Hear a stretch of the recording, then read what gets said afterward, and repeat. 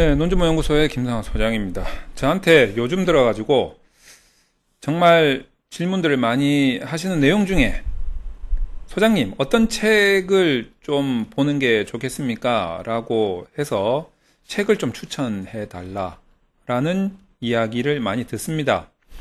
근데 저도 이제 뒤에 여러분들 보시는 바와 같이 제가 봤던 책들이 사실 여기 뒤에 보시는 것 말고도 제가 집에 가면 또 책도 많이 있고 책이 거의 뭐 쌓여 있죠.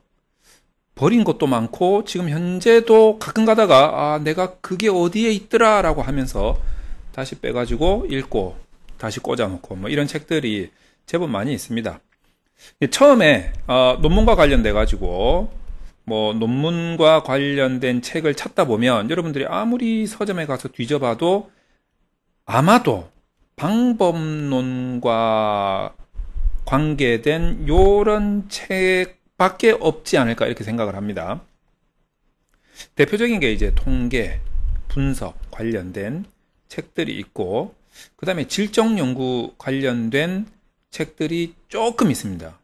자, 그래서 여러분들이 서점에 가가지고 이제 이런 책들을 보면 실질적으로 대부분 통계 분석과 관련돼 가지고 책을 고르시다가 이게 또 너무 어렵게 설명하는 책들이 많다 보니 저한테 좀 쉽고 알찬 좋은 책을 좀 추천해달라 이렇게 말씀들을 많이 해 주시더라고요. 근데 제가 원칙적인 게 하나 있습니다. 여러분 책을 보실 때 원칙이 뭐냐면 정말 좋은 책 있죠. 정말 좋은 책은 한마디로 표현하자면 두꺼운 책입니다. 두꺼운 책. 저는 그렇게 생각을 해요. 정말 이렇게 두꺼운 책 있지 않습니까? 거기에는 설명이 굉장히 많이 들어가 있어요. 나중에 깊숙하게 내가 어떤 지식을 탐구하게 될 때 정작 얇은 책에는 그런 설명이 거의 다 생략이 되어 있는데 두꺼운 책에는 그런 설명이 어딘가에는 있어요. 그래서 사실 책을 좀 많이 보다 보면 두꺼운 책이 결국에는 내가 나중에 내가 무슨 분석을 하든 논문을 쓸 때 결국 아주 하이라이트 부분은 그 책을 레퍼런스로 삼게 되더라. 근데 이게 그거는 장점인데 단점이 뭐냐면 읽기가 힘들다, 버겁다 이거죠. 그래서 두꺼운 책이 1장 1단이 있습니다. 반면에 얇은 책 있잖아요. 얇은 책. 어떻게 보면 때로는 통계와 관련돼서는 만화로 된 책도 있습니다, 여러분. 자, 요런 책은 나중에 진짜 깊이 있게 들어갈 때는 제대로 된 설명이 거의 생략이 되어 있기 때문에 별 도움이 안 돼요. 그런데 처음에 시작할 때 초심자들한테는 처음에 이 부분에 대해서 내가 들어가기 할 때는 되게 좋은 거죠. 그래서 초심자들한테는 얇은 책이 좋지만 여러분들 너무 얇은 책에 의존을 하다 보면 아주 얕은 지식을 가지고 여러분들이 논문을 써 나가야 되기 때문에 조금만 힘든 어려운 문제가 닥치면 해결이 잘 안 돼요. 자, 그런데 얇은 책은 빨리 여러분이 무언가를 익히는데 도움이 되겠죠. 근데 점차 두꺼운 책 쪽으로 가야 될 것이다 라는 생각을 합니다. 라떼는 말이야 라는 것을 갑자기 생각이 나는데 저 때는 말이죠. 실제로 이런 식으로 책을 통해서 많이 공부를 했었습니다. 하지만 이제 저한테 책을 추천해 주세요 라고 하시는 분들한테 제가 다시 제안을 드리자면 저는 이렇게 공부하는 것도 한 가지 방법이 아닐까라는 생각이 좀 들어요. 어떤 거냐면 제가 그렇게 했듯이 원래 이게 공부라는 게 단계가 있잖아요. 단계가 이렇게 어떻게 보면 가장 기초적인 거부터 공부를 해서 한 단계씩 올라가면서 뭐 중급 그 다음에 뭐 고급 이렇게 공부하는 게 FM이겠죠. 자, 그런데 논문과 관련되어서는 우리가 이렇게 초급, 중급, 고급 하는 것도 괜찮지만 제가 그렇고 제 주변에 좀 실력 있으신 분들이 그랬듯이 일단 닥치고 보는 거죠. 일단 무조건 하고 보는 겁니다. 예를 들어서 내가 뭐 통계로 치자 이거죠. 무슨 분석을 한다라고 하면 그게 얇은 책이든 뭐 인터넷에서 내가 본 거든 뭐든지 간에 그 분석을 일단 소프트웨어를 통해 가지고 하는 신용이라도 하자 이거예요. 내가 마치 고급 인력이 된 것처럼 한번 그냥 해보자 이거지. 그렇게 한번 분석을 해봅니다. 뜻도 몰라. 뭐 어떻게 된 건지 기억도 안 나. 그런데 일단 해보는 거야. 자, 그리고 나서 얘를 어떻게 했더라? 상기하면서 다시 한번 복습을 해봅니다. 아니면 이제 다른 논문에서 이 소프트웨어를 이용해서 이 분석을 한 번 더 하든지 복습을 하든지 한 번 더 하는 거죠. 그러면 여러분 통계 분석 같은 경우에는 일단 여러분이 어디서 지치냐면 통계 용어에서 거의 뭐 작살이 날 겁니다. 아마 무슨 말인지 하나도 몰라. 완전히 외계어처럼 들릴 거다 이거죠. 그래서 이 통계 용어에서 거의 뭐 나자빠집니다. 이게 무슨 말인지 하나도 모르겠어. 뜻도 모르겠고 이 용어하고 저 용어하고 어떤 관계인지도 모르고 그런데 그냥 해보는 거예요. 그냥 따라하기 하면서 그냥 해보는 거지. 근데 이런 행위를 여러분이 어렵다고 해서 중간에 포기하지 말고 계속 해보는 거예요. 뭐 이 분석도 한번 해보자. 저 분석도 한번 해보자. 따라 해보자. 여러분 유튜브만 보더라도 뭐 분석 같은 거 설명해 주는 거 많잖아요. 뭐 되든 안 되든 따라 해보는 거예요. 계속 따라 해보고 표도 만들어 보고 그거 가지고 뭐 되든 안 되든 해석도 해보고 논준모 연구소 유튜브 멤버십 가입해가지고 그냥 요번에 방학이니까 있든 없든 그냥 따라 해보는 거예요. 그냥 되든 안 되든 그냥 따라 해보는 거지. 자, 그러면 이 통계 용어라는 게요, 약간 외국어하고 좀 비슷해요. 제가 해보니까 외국어가 여러분 배울 때 단어 외울 때 뭐 옛날에 그냥 똥글뱅이 치듯이 막 외우는 것도 방법이긴 하지만 외국어 공부에서 가장 좋은 거는 여러분 반복입니다. 반복. 똑같은 단어를 100번을 반복하면 그 단어가 처음에는 아무것도 몰랐는데 그 단어가 머릿속에 들어와요. 뿐만 아니라 그 단어하고 연관된 단어까지도 대충 무슨 뜻인지 알 것 같아. 자, 이런 느낌으로 여러분들이 통계 용어를 접하는 것도 저는 한 가지 방법이라고 생각이 듭니다. 자, 그리고 나서 이제 어느 순간이 되면 갑자기 통계 용어가 낯설었던 게 낯익기 시작하고 나는 분명히 이 용어와 저 용어 간의 관계를 몰랐는데 이 용어와 저 용어 간의 관계를 이해를 하기 시작합니다. 그게 어느 순간에 여러분이 지치지 않고 반복해서 계속 되든 안 되든 분석을 해본다면 계속 시도를 해본다면 어느 순간에 그 용어가 낯이 익어요. 친근감이 들어. 그 정도 됐을 때 이 용어와 저 용어 간의 관계를 이해하게 되는 거죠. 그 뜻을 조금 알게 돼요. 그래서 그때부터 이 분석이 뭔가 조금씩 이해가 되기 시작할 때 지적 호기심이 막 생기기 시작합니다. 이때 계속 다른 분석, 다른 기법, 또 다른 기법을 지금까지 해왔던 방식으로 똑같이 계속 반복해서 나가면서 그때 제가 말씀드린 그 두꺼운 책을 보시라는 거예요. 그러면 두꺼운 책이 약간 이해가 되기 시작할 겁니다. 물론 이제 100% 이해는 못 할 거예요. 뭐 저도 이해 못 하겠던데 뭐. 그런데 조금 이해가 되기 시작합니다.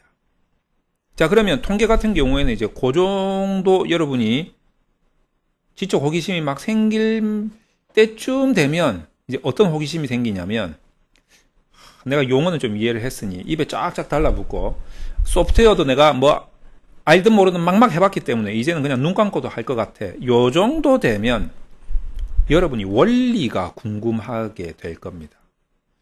이 원리가 뭐겠습니까? 약간 수학적인 기반이 좀 필요하겠죠? 그러니까 말 그대로 확률과 통계. 고등학교에 가면 확률과 통계라는 게 이제 수학에 있어요. 그것뿐만 아니라 이제 각종 방정식까지 쭉쭉. 그러니까 이제 고등학교, 중학교에서 보던 그 수학이 있지 않습니까? 수학 용어가 갑자기 땡기기 시작합니다. 이거 공부하고 싶어진단 말이지. 그때 여러분이 뭐 수학 정석을 사가지고 보기는 조금 힘들 거고, 요때 유튜브에 보면 수학을 고등학생, 중학생 대상으로 이제 그 뭐 강사분들이 유튜브에 강의를 올려놓은 게 많아요. 이 중학생, 고등학생들한테 인정을 받기 위해서면 이 강사분들이 엄청 재밌게 강의를 해야 됩니다. 그래야지 1타 강사가 될 수 있거든.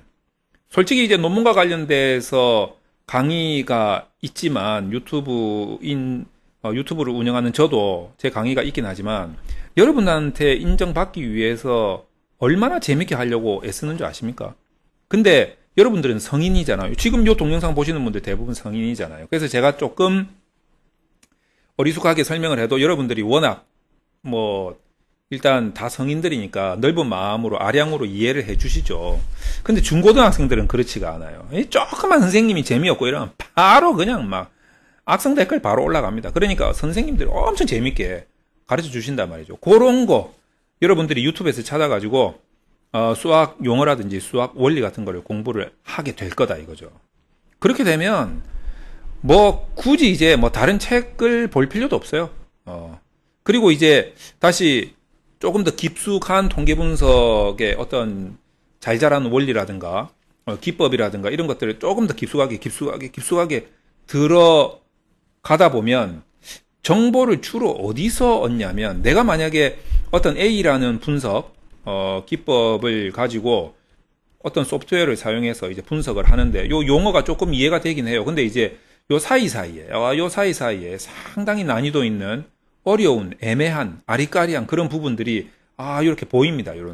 요런 부분들은 책에도 잘 설명이 없고 유튜브에도 잘 설명이 없어요. 저도 이런 부분에 대해서 설명을 하려고 간간히 조금씩 올리고는 있지만 한계가 있거든요. 자, 요런 부분들은 어디에서 여러분이 정보를 얻을 수 있냐면 나랑 똑같이 이 분석 기법을 뭐 이런 소프트웨어로 사용을 해서 연구 문제를 검증한 논문이죠, 논문. 이 논문을 계속 찾아보면 이 부분에 대해서 이야기한 사람이 나옵니다. 왜? 나하고 똑같은 고민을 한 사람이거든. 확률적으로 봤을 때 그 논문에서 얘를 설명할 가능성이 매우 높다. 그래서 여러분들이 나중에는 결국 논문을 통해서 정보를 얻어서 또 공부를 하기 시작을 할 겁니다. 그래서 제가 종합적으로 말씀드리면 이게 제가 통계 분석에 한해서 말씀드렸지만 뭐 논문도 그렇고 질적 연구도 다 마찬가지입니다. 처음에는 무작정 해보는 거예요. 이것도 저는 굉장히 좋은 방법이다. 단계적으로 하는 게 FM이지만 여러분들 단계적으로 지금부터 하라고 하면 벌써 두 손 두 발 다 들 거 아니에요. 그러니까 우리는 뭐다? 좀 다른 방법을 원해요.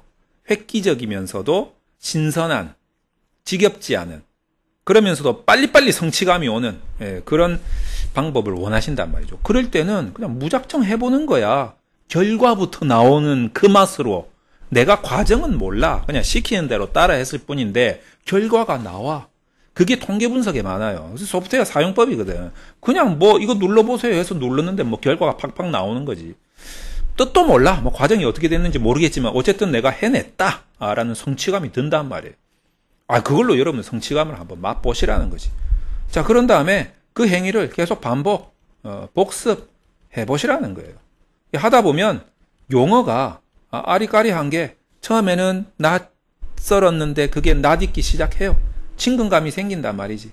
자, 요 정도 생겼을 때 책을 조금 두꺼운 거 보시면 좋겠다. 좀 인내심을 가지고. 너무 얇은 책 보는 것도 그렇게 좋지는 않습니다. 그래서 이렇게 보시다가 여러분이 상당히 이 용어에 대해서 이해도가 조금 생기기 시작한다. 이러면 여러분들 가만히 내비둬도 여러분들이 원리가 궁금해지실 거예요. 자, 요때 고등학생, 중학생들이 보는 유튜브에 유명한 강사님들이 마련해 놓은 그 수학 강좌를 조금 보시라는 거예요. 재밌어요. 이때는 지적 호기심이 막 발동을 해가지고 재밌단 말이에요. 그러면 이제 요 정도 되면 어느 정도 약간 자신감이 오르실 겁니다. 그때쯤 되면 여러분들이 진짜 책에도 안 나오고 책 찾기도 힘들고 뭐 고등학교, 중학교 수학 강좌에도 없고 요런 것들 정말 어려운 것들은 여러분이 사용하시는 바로 그 기법을 사용해서 논문을 쓴 그 논문을 찾아가지고, 그게 뭐 박사 논문이든 학회 논문이든 찾아가지고 그런 부분에 대해서 설명을 하고 있지 않나라는 것을 계속 검색을 통해서 확인을 해보시라는 거예요. 그러면 논문이 그 답을 알려줄 겁니다. 정보를. 이제 그때부터는 여러분이 어느 정도 기본 가락구는 쌓였기 때문에 이후에 여러분이 원하는 정보는 대부분 논문에서 찾고 있을 거다. 결국에는 논문을 보면서 공부를 하게 될 거다. 자, 그래서 정말 좋은 책은 결국에는 논문이 될 겁니다. 그래서 이 단계까지 오시게 되면, 그러면 이제 뭐 여러분들은 정말 실력자가 돼 있지 않을까. 그게 뭐 논문의 논리 구조도 그렇고 질적 연구도 그렇고 대부분 이런 식이에요. 그냥 막 해보다가 용어가 일단 익숙해져야 돼요. 용어가 익숙해지면 자동적으로 여러분은 원리가 궁금하게 될 거고, 그 원리를 이해하기 위해서 뭐 유튜브 같은 거 막 뒤지고 하다가 어느 정도는 해결이 돼요. 그러다가 해결이 안 되는 부분이 생길 때쯤 여러분들은 그 답을, 그 정보를 결국에는 논문에서 찾고 있을 거다. 그래서 어느 순간부터 저도 책을 안 사기 시작했어요. 왜냐하면 정말 좋은 정보들이 논문에 있더라고요.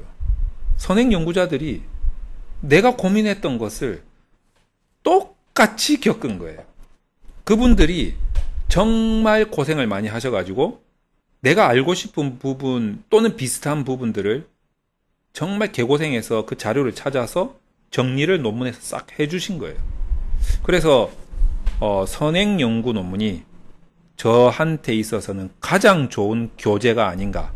그러다 보니까 이제 학문의 종류를 가리지 않고 논문에서 계속 정보를 찾게 되는 거죠. 그러다 보면 다양성이 생깁니다. 왜냐하면 학문의 종류를 조금 뛰어넘게 되거든요. 다양성이 생기면 보는 눈도 넓어지고 관점도 굉장히 스펙트럼이 넓어지게 되는 거죠. 그런 공부 방법을 여러분도 한번 해보시면 좋지 않을까 이런 생각이 들고, 저희 논준모연구소 유튜브 채널에 나와 있는 구독자용, 구독자가 아니라도 볼 수 있는 공개용 강좌가 있고 멤버십 강좌가 있는데, 차이점은 멤버십 강좌는 굉장히 좀 체계적이고 그리고 구체적인 설명, 그리고 이제 최근의 경향인 AI와 결합한 이런 강의들이 잘 구성이 돼 있다라는 것이고, 공개 강좌들은 뭐 짤막짤막하게 좋은 정보들 위주로 구성이 되어 있다. 그래서 여러분들이, 제가 이런 과정을 다 거쳤습니다. 거쳤기 때문에 이 과정을 거쳐서 나온 엑기스, 그런 내용들을 이미 멤버십이나 유튜브 강좌, 공개 강좌에 올려놨기 때문에 사실 여러분들이 논준모 연구소에 올라와 있는 그 1000개가 넘는 동영상들을 보시는 것도 지금 이 과정을 수행하는 것이나 마찬가지가 아니겠느냐. 저는 이렇게 생각합니다. 그래서 결론은 가장 좋은 책을 추천해드린다면 논문인데, 논문까지 오게 되는 이 과정에서 얻었던 각종 시행착오 끝에 도출하게 된 엑기스 내용이 이미 논준모연구소 유튜브 공개 강좌와 멤버십 강좌에 다 설명이 되어 있습니다. 그래서 여러분들이 그걸 보시는 게 사실상 제일 좋지 않겠나, 제일 좋은 공부가 되지 않겠나, 이렇게 생각을 합니다. 그래서 여러분들이 이제 여름방학이니까 기회지 않습니까? 다음 학기 오기 전에 이제 논문을 준비해야 되시는 분들은 발등에 불 떨어져 가지고 시작하지 마시고 지금부터 열심히 이런 강의를 통해서 논문에 대한 실력을 키우고 충분히 이해를 하신 다음에 본인의 연구를 하시는 게 좋겠다, 이런 말씀을 드리면서 마치도록 하겠습니다.